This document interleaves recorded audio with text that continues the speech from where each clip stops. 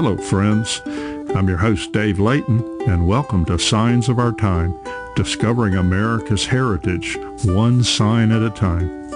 This podcast is designed to provide the story behind the story found on America's roadside historical signs. In today's episode, I'm visiting with Harry Chester. I'm going to let Harry introduce himself and tell us about the Southwell Company. I was referred to Harry by another podcast guest that I had recently, and I just thought it'd be great to hear what Harry has to say about the field of historical markers and his role in it. Hello, Harry. Good morning. Again, thank you for your time. It's an honor when folks give you your time. So I'm just amazed. Like anything else, when you start to get involved in something, you find out that there's a lot to it that you just didn't realize before. And so historical markers, when I first started it, I had no idea the different layers and involvement by so many different people. So it's fascinating. And there's a lot of twists and turns, and it's just things I took for granted, but there's just a whole network behind putting up a historical marker. So as we begin, tell our audience, please, a little bit about yourself, and then let's talk about the company that you represent. Well, good morning to all. My name is Harry Lee Chester Jr. I am a junior. My dad is deceased. But the Southwell Company, well, first let me say, I've been in the company for 48 years, and that's not the Southwell Company, but I'll give you a history on CCSW, which that's an acronym for Corpus Christi Stamp Works, Inc. The Southwell Company formed two brothers, Wilson and George Southwell, formed CCSW in 1949, located in Corpus Christi, Texas. The Southwell Company at the time was located in San Antonio. It began operations as, I think, San Antonio Stamp and Seal, or Stamp and Stencil, in 1866. Now think about that. That's 30 years after the fall of the Alamo. That's not that long. And 1 year after the end of the Civil War. Well, they began operations in 1866. And in the early 1900s, at the turn of the century, the Southwells purchased that company, San Antonio Stamp and Stencil. And then Wilson Southwell was the owner. And the guys I'm going to mention, with the exception of two other relatives that I sold the company to me, are all deceased. But Wilson started it, and he began or continued operations, but then branched out into other basically signage needs or opportunities with that company. In the 30s, Wilson landed a contract with the state of Texas to provide markers, and I don't think they may have been called historical markers, but not to the degree that it is today. But there were something like about 3,100 bronze markers and other granite mounting devices that were spread out across the state of Texas. So that was in the 30s, and so they began operations into the foundry type business of that product line during that time period. World War II comes along. Bill Southwell, age 18 or 19, enters the war, comes back after the war, finishes his degree with, I think he began his degree at A&M, finished it up at UT, came into the Southwell business. And then later in the 40s, Wilson had his brother George in the company working. I think Bill just felt like, hey, there's too many Southwells in this company. So we need to start another company. So that's when they loaded up George and Elsie Southwell in basically a trunk of a car, supplies that would manufacture rubber stamps and other type devices, and started the operation down in Corpus Christi. And Wilson and George were 50% owner of that company. So they began that operation down here in Corpus Christi. So Southwell Company started CCSW. Later in the 50s or early 60s, and I do have the bill of sale in the safe, George ended up buying Wilson's interest out of CCSW, acronym for Corpus Christi Stamp Works. When I was in college back in the early 70s, my aunt and uncle wanted me to come into the business, but I wanted to first get my degree, which I did graduate. My wife and I graduated from Bridge City High School in Bridge City, Texas, and then graduated from Lamar University in 1976. Okay. I taught school for a year. I was a high school biology and physical science teacher and football and track coach.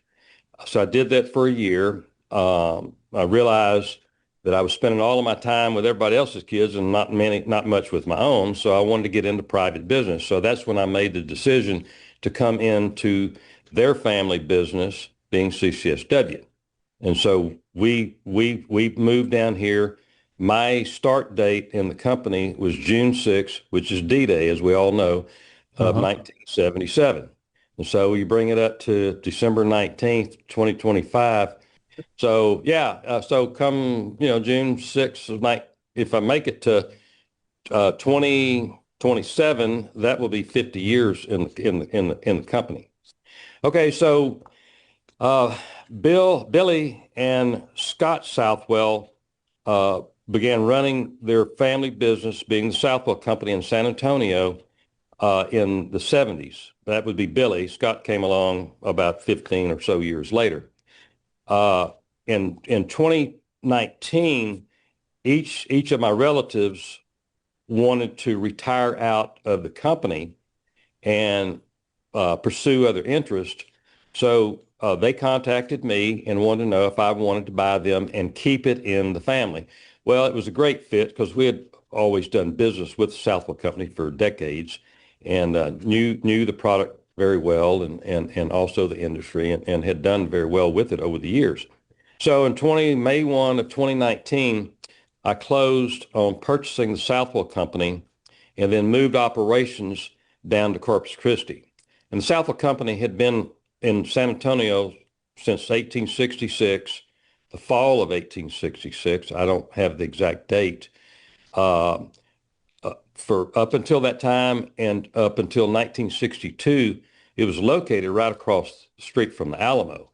And then Bill and Wilson had bought property 1 mile from the Alamo and then built a new facility there and moved it there. So now it's now located in Corpus Christi, still doing business on a national basis, and we continue to grow it. So here we are. In my operation, there's a total of 4 companies. Southwell Company, which was the parent company to CCSW, but now it's still a separate corporation located in Corpus Christi. And I also own South Texas Graphic Specialties, Inc., out of Houston, which is the same type company in the construction signage industry. And I think we have a total employee force of about, I think it's 42, 43. Okay. My wife and I have been married since April 7th of 72. We have 3 kids. They're all grown, gone, and have their own families, doing very well. My oldest son, Michael, runs the day-to-day operation here in Corpus Christi for me. My daughter, Carrie, is a civil engineer, and my youngest son, my wife is named Becky, and our youngest son, Mark, is assistant athletic director and assistant head football coach at Gregory Portland High School here in Texas. So we're just a small business trying to, you know, make it and sometimes in a really tough world, but we're doing pretty good. We're like the position we're in, but we're continuing to look for opportunity, excuse me, opportunities to expand and grow the businesses and also grow the team with it. That's always been my goal. Grow the business, grow the team with it, and, you know, get the best, smartest people that you can to be on your team, because that. Yeah, that's that's what all of us have wanted. I've been in business. I'm retired Air Force. As you were talking about some of those things in San Antonio, I saw them in my mind. Courtesy of the Air Force, I was stationed there 13 of my years in my Air Force career there in San Antonio. Loved it. Wonderful place. I have probably seen signs and indications of your company and didn't realize it. Um, so you make historical markers. Are there other kinds of signs or products that you make? Well, we do. You know, if you go into southwellcode.com, you'll see those products. That's the website. Or ccswsciencesystems.com. You'll see a wide gamut of product line that we manufacture. And that's from, you know, all building signage, interior, exterior. And that's, you know, cast plaques, um, uh, cast and fabricated precision cut bronze aluminum lettering, fabricated lettering. We do a lot of wayfinding signage, which would be our H2 post and panel systems, structural monolithic structures. We also manufacture marquees, and we use electronic boards. We don't manufacture electronic boards; those are manufactured by Deftronics. But we fabricate, manufacture the all of the housing components that will hold those digital boards. Okay. And believe it or not, we still manufacture a rubber stamp, and that's how this CCSW company started manufacturing. We still manufacture the product. Now, we don't manufacture enough of it to make a living. Our is percentage wise is probably less than 0.00 Okay. of the overall total volume, because, you know, technology has cannibalized the need for that product over decades.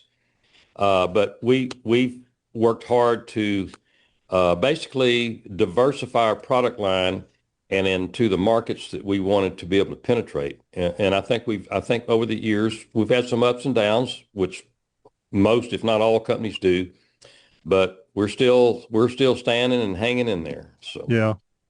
Um, okay, that's interesting. I've used rubber stamps over the years of different things, but nowadays, yeah, you don't see as many rubber stamps and things like that. So it's interesting. Hey, how do I know if I'm driving down the road, especially in Texas, um, and I see a historical marker? How do I know if it's been made by the Southwell Company?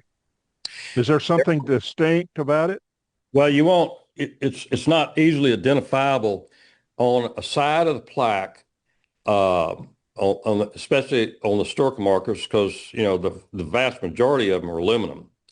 There's very few that have ever been done in bronze, but there are, I think, 3 or 4 uh, uh, items that the state will purchase at any time. They're bronze, but there's like 25 items on the bid list, and 4 of them are only bronze, or only 4 are bronze. The rest are aluminum. Now, to answer your question, there's on the side of the plaque, there will be in about 1/32 inch size type, an indentation that says Southwell Company or Okay. Southwell. That what has been done is you take a die, a steel die, and hit it with a hammer, and then that puts an indentation on the side of that plaque, and that's how you would be able to identify if that's a Southwell plaque. Okay, good. I'll be looking for that. By the way, the person who referred me to you was Chris Woolsey. You're familiar with Chris, I think. He's the guy that goes around and cleans and restores a lot of historical markers there in the Texas area. Well, I am familiar. Well, I do not know Chris, but I'm familiar with what he does, what his service does. Yeah, He he's does. the one that referred me to you, and that's fascinating what he does. The question come to mind while you were just talking about those historical markers. What is the most unusual historical marker that you have had a part in manufacturing? There's one we did that up in not Tunica, Mississippi. What's the name of the town that Elvis was born in? Tupelo. Tupelo. Yeah, Tupelo. It was special to me, because obviously that's a extremely high profile figure. That was a neat one to do, and we've done a number that have a lot of historical information on them. Quanah Parker up in I think it's up in North Texas or Southern Oklahoma where it was located. That was a neat one. He was the last Comanche chief, and war chief, and also I think at least two presidents visited him at his home before he passed on. Okay. We have one that we're hoping to get that is honoring or has the historical information of Ty Cobb there in Georgia, in the town that I guess he was born and raised. That has not come through yet, but we've been working on that for a couple of years as far as securing the order. But we'll see how that goes. Okay. I drive through Tupelo occasionally. We have a daughter that lives over in Mississippi, and next time I go through Tupelo, I'm going to hunt that down. Maybe I can get a picture of it and send it to you. Yeah, if you find that, would you take a picture of it and send that to me? I'd appreciate it. I will sure do it. Okay, great. It's just amazing. Now, I want to focus on historical markers. When you hire somebody to be a member of your historical marker team, are there some unique skills that you look for in that person? Well, yes, and it's not that. Well, first of all, I want them to have a love and a thirst to history. Okay. And I've not made that part of the interview process, but as you're asking me this question, that's a good idea.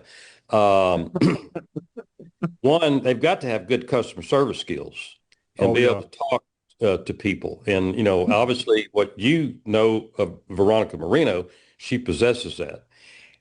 They don't necessarily have to have a knowledge of the product because that's learned. And we mentor and teach that. Fortunately, the team that we have is good and is very knowledgeable, not just in historical markers, but in overall product line and manufacturing processes. We did lose a very good person to our team last March, and this lady's name is Norma Reyna. She is basically with the Lord now. She succumbed to cancer. She fought it for about 6 years, and she was a very integral part of the Southwell team once it was moved down to Corpus Christi. And that gal, toughest gal I've ever seen. She wanted to work until she couldn't do it anymore, which was about 2 weeks prior to her passing. But she was an amazing person, and we miss her dearly. Yeah.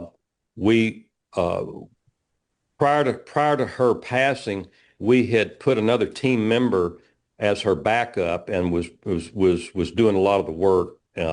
Her name was Veronica Diaz. We had two Veronicas, Veronica Marino and Veronica Diaz. So Veronica Diaz took over that role that Norma was in and is doing quite well. She's been with the company. Norma was with the company, I think, 37 years. Veronica Marino's been with the company, I think, six years now. And Veronica Diaz has been with the company since 2002.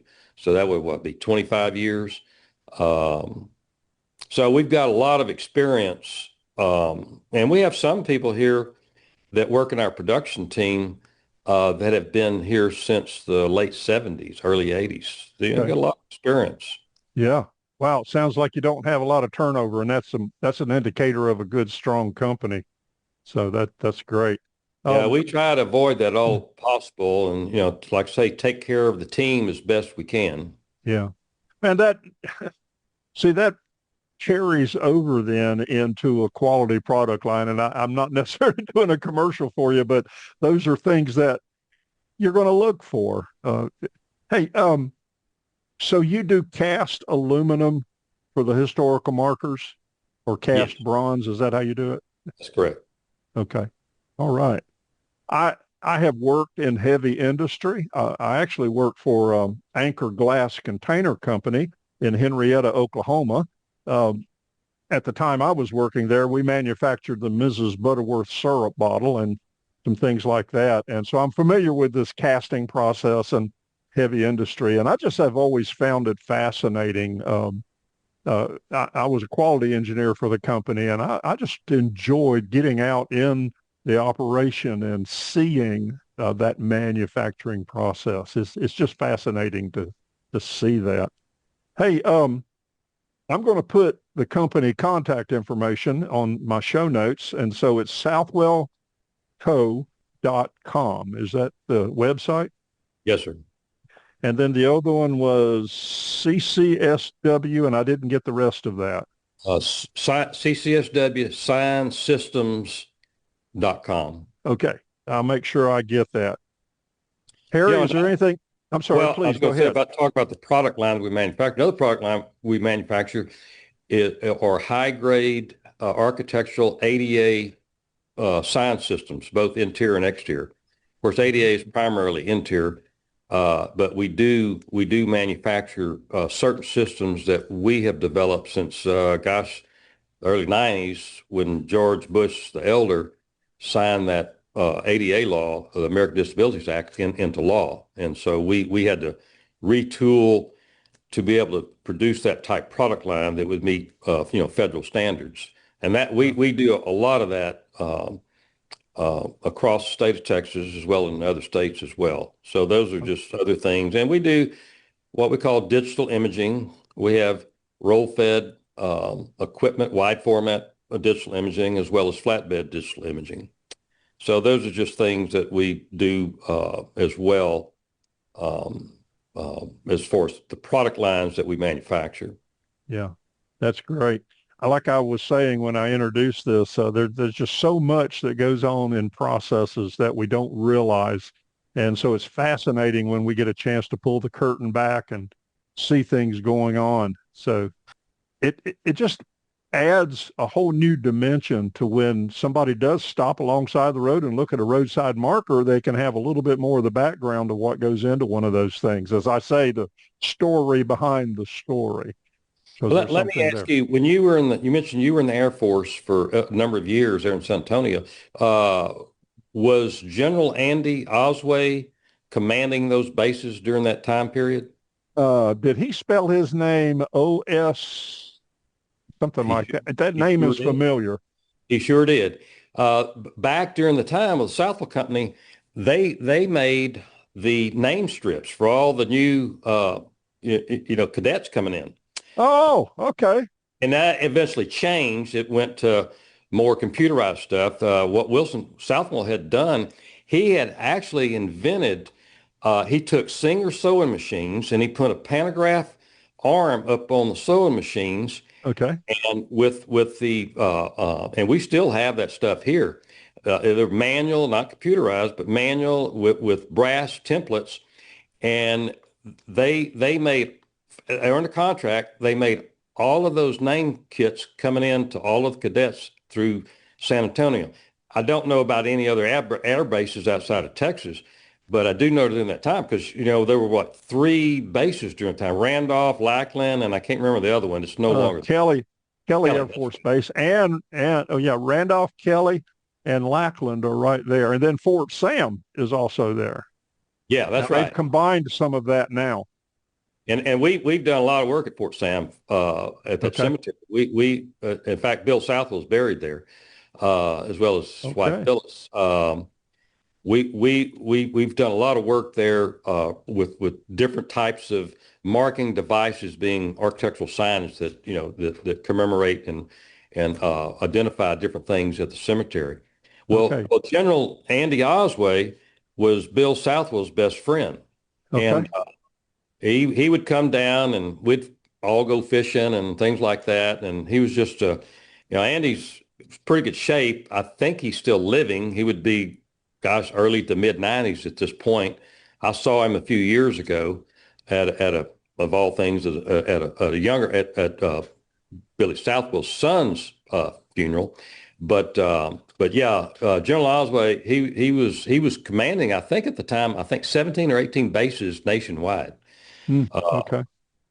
I know I've run across that name. Hey, I have run across you in those years I was in San Antonio. I was one of the basic training instructors, and I would make sure those name tags and all got sewn on the uniforms and all of that. So I have seen your product many, many, many times. That's awesome.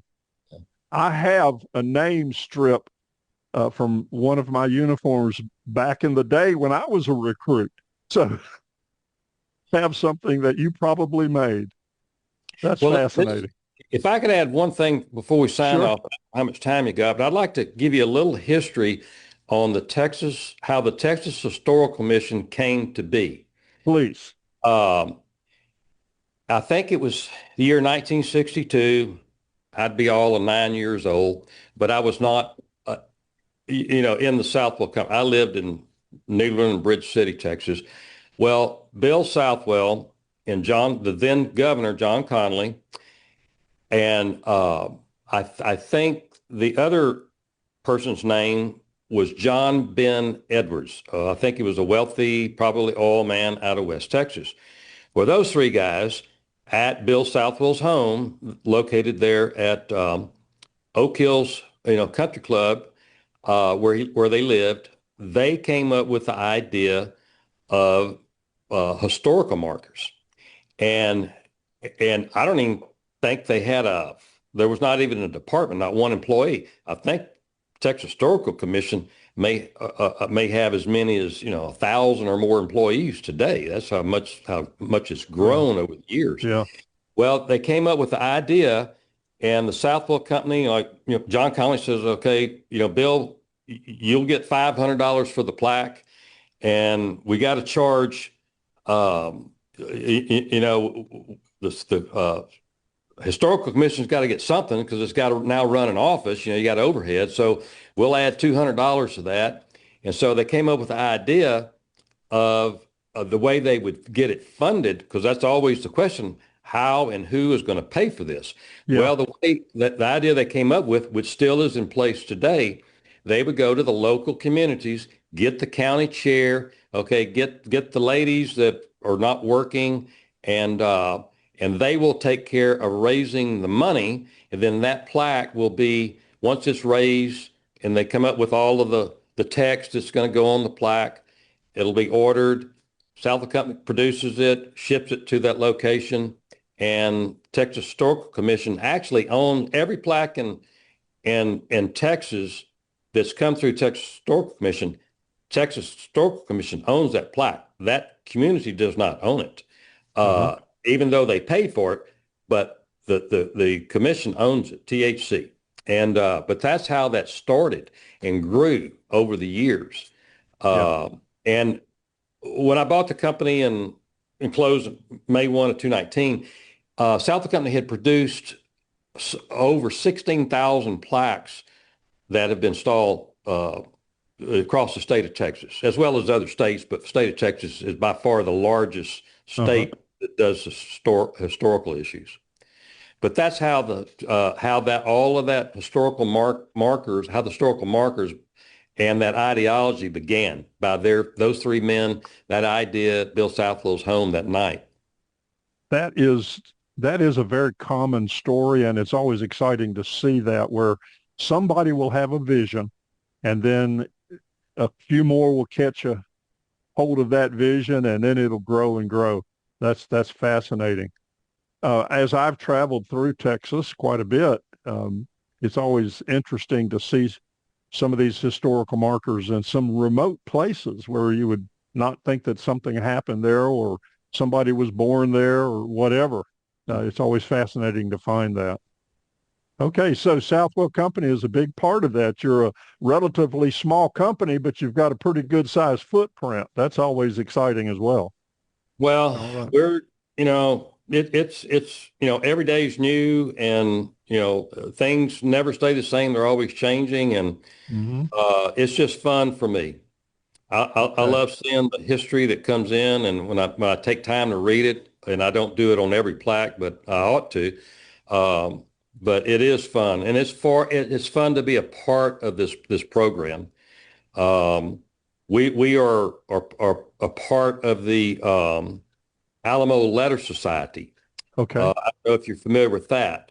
That was funded or began by Bill McNutt and Rosser Newton. And Bill McNutt's daughter at the time was an eighth grader, came up with this idea to take the Travis Letter plaque that's at the Alamo and have that plaque produce exactly like the Southwell Company produced it 70 some odd, 80 years ago, and have that plaque in every courthouse in Texas. And I think Okay. so far about 40 to 50 courthouses have taken on that project and committed to it. Yeah. That's a fun. Texas is committed to history. That's just something. Uh, yeah. Everywhere you go in Texas, you're going to find history as part of that culture in that area. Okay. Harry, thank you. I appreciate your time. I honestly do. Well, I can I sit here appreciate all day. you, I know you're busy though. and thank you. All right. Well, friends, there you have it. A story behind the story from America's historical signs and markers. I hope you enjoyed this episode. I invite you to subscribe and continue listening as we bring more episodes about the rich heritage of our great nation. Please share this podcast with others. If you have interesting stories about historical signs and markers, email me at americanhistoricalmarkers@gmail.com. That's americanhistoricalmarkers@gmail.com.